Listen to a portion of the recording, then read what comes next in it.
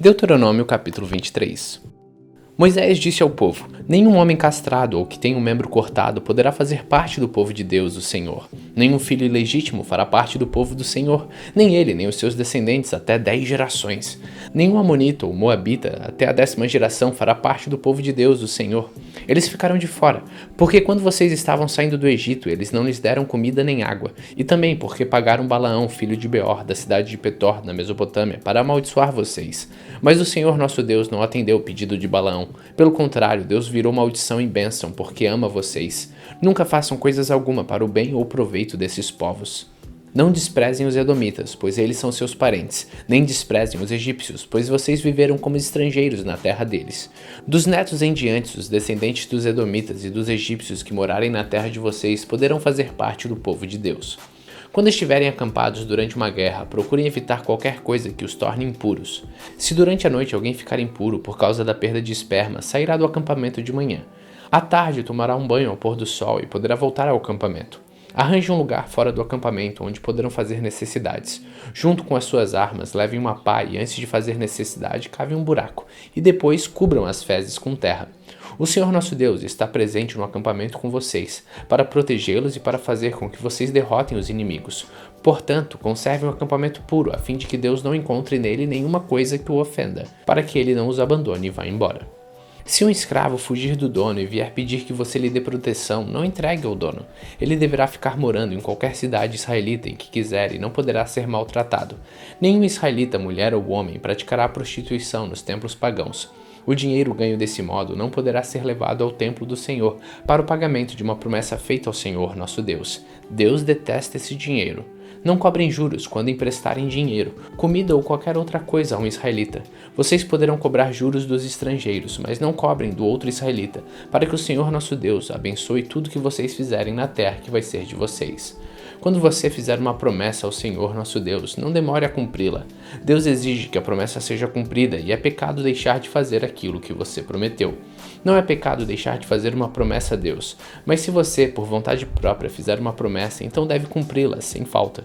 Quando estiver andando num caminho que atravessa a plantação de uvas de outro israelita, você poderá comer todas as uvas que quiser, porém não carregue uvas num cesto.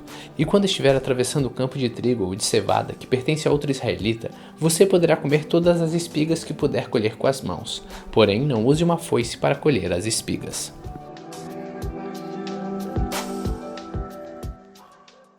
Deuteronômio capítulo 24. Moisés disse ao povo: pode acontecer que um homem case, mas depois de algum tempo não goste mais da esposa, porque há nela alguma coisa que não agrada a ele. Nesse caso, ele deve preparar um documento de divórcio, entregá-lo à esposa e mandá-la embora. Ela irá, e então poderá acontecer que case com outro homem, e que este também não goste mais dela e se divorcie, ou então poderá acontecer que ele morra. Em qualquer um desses casos, o primeiro marido não poderá casar de novo com essa mulher.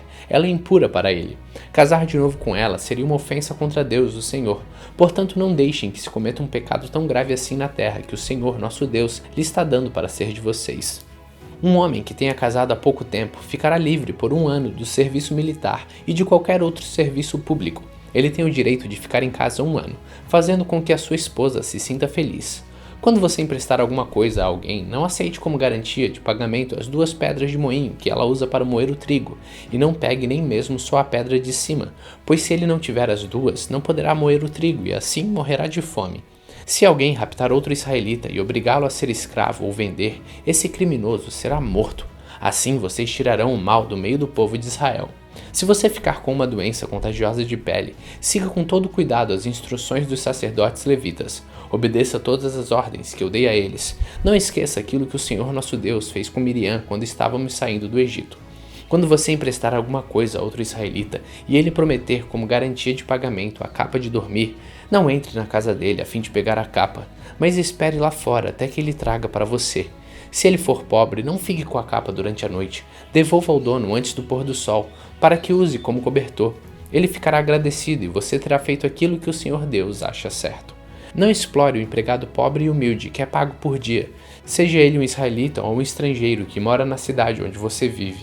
Pague o salário dele no mesmo dia antes do pôr do sol, pois ele é pobre e espera ansioso pelo dinheiro. Se você não pagar, ele gritará a Deus, o Senhor, contra você, e você será culpado de pecado. Os pais não serão mortos por causa de crimes cometidos pelos filhos, nem os filhos por causa de crimes cometidos pelos pais. Uma pessoa será morta somente como castigo pelo crime que ela mesma cometeu. Respeitem os direitos dos órfãos, dos estrangeiros que moram nas cidades de vocês.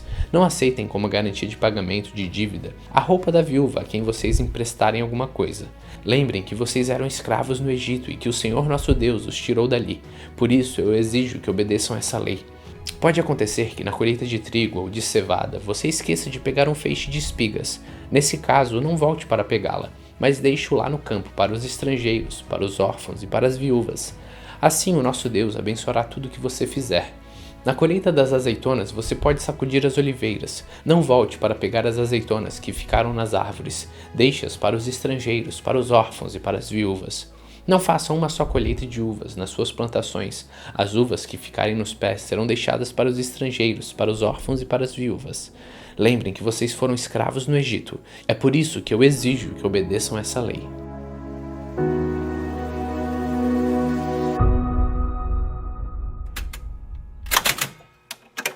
Salmos capítulo 91. O que habita no esconderijo do Altíssimo e descansa à sombra do Onipotente, diz ao Senhor: meu refúgio e meu baluarte, Deus meu em quem confio, pois ele te livrará do laço do passarinheiro e da peste perniciosa.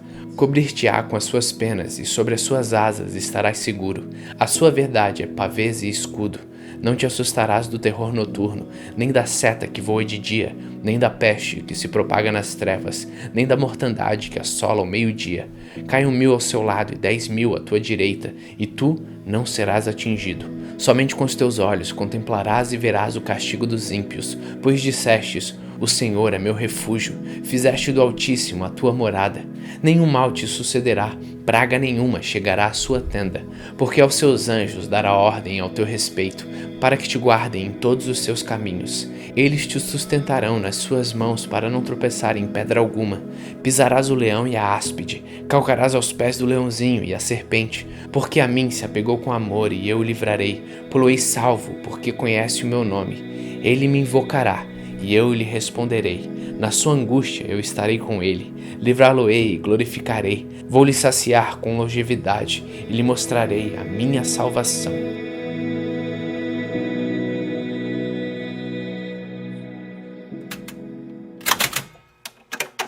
Atos capítulo 15.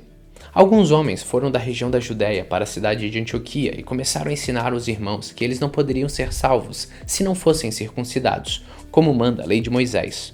Paulo e Barnabé não concordaram e tiveram uma discussão muito forte com eles a respeito disso.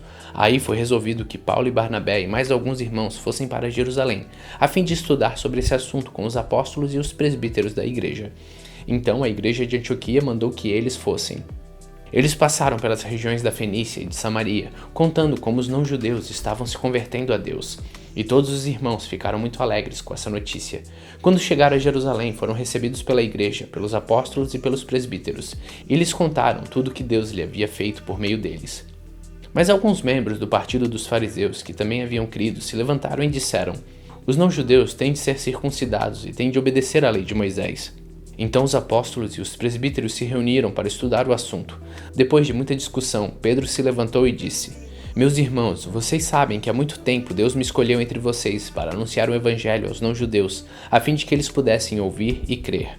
E Deus, que conhece o coração de todos, mostrou que aceita os não-judeus, pois deu o Espírito Santo também a eles, assim como tinha dado a nós. Deus não faz nenhuma diferença entre nós e eles. Ele perdoou os pecados deles porque eles creram. Então por que é que vocês estão querendo pôr Deus à prova, colocando uma carga nas costas do que agora estão crendo? E essa carga nem nós, nem os nossos antepassados podemos carregar. Pelo contrário, por meio da graça do Senhor Jesus, nós, judeus, cremos e somos salvos do mesmo modo que os não-judeus. Então todos que estavam ali ficaram calados e escutaram Barnabé e Paulo contarem todos os milagres e maravilhas que Deus tinha feito por meio deles, entre os não-judeus. Quando eles terminaram de falar, Tiago disse: meus irmãos, escutem. Simão acabou de explicar como Deus primeiro mostrou o seu cuidado pelos não-judeus, escolhendo do meio deles um povo que seria dele. As palavras dos profetas estão bem de acordo com isso, pois as escrituras sagradas dizem: depois disso eu voltarei, diz o Senhor, e construirei de novo o reino de Davi, que é como uma casa que caiu. Juntarei de novo os pedaços dela e tornarei a levantá-la. Assim todas as outras pessoas, todos os outros povos que eu chamei para serem meus, vão procurar conhecer o Senhor. Assim diz o Senhor, que anunciou essas coisas desde os tempos antigos. E Tiago continuou: a minha opinião é esta. Eu acho que não devemos atrapalhar os não-judeus que estão se convertendo a Deus. Penso que devemos escrever a eles uma carta dizendo que não comam carne de animais que foram oferecidos em sacrifício aos ídolos, que não pratiquem imoralidade sexual e que não comam a carne de nenhum animal que tenha sido estrangulado e que não comam sangue.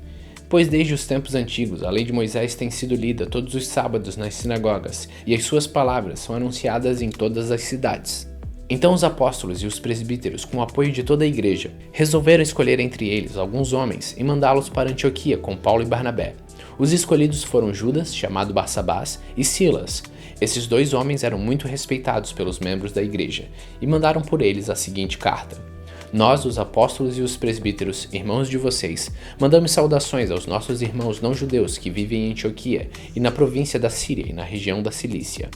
Soubemos que alguns do nosso grupo foram até aí e disseram coisas que criaram problemas para vocês, porém não foi com nossa autorização que eles fizeram isso. Portanto, nós todos resolvemos, sem nenhum voto contra, escolher alguns homens e mandá-los a vocês. Eles vão com os nossos queridos irmãos Barnabé e Paulo, que têm arriscado a sua vida a serviço do nosso Senhor Jesus Cristo. Estamos enviando então Judas e Silas para falarem pessoalmente com vocês sobre essas coisas que estamos escrevendo, porque o Espírito Santo e nós mesmos resolvemos não pôr nenhuma carga sobre vocês, a não ser essas proibições que são de fato necessárias. Não comam carne de nenhum animal que tenha sido oferecido em sacrifício aos ídolos. Não comam sangue nem carne de nenhum animal que tenha sido estrangulado. E não pratiquem imoralidade sexual. Vocês agirão muito bem se não fizerem essas coisas. Saúde a todos. Então mandaram que os 4 partissem e eles foram para Antioquia. Lá reuniram os cristãos e entregaram a carta. Quando estes leram, ficaram muito alegres com as palavras de ânimo que havia nela. Judas e Silas, que eram profetas, falaram muito com os irmãos, dando-lhes ânimo e força.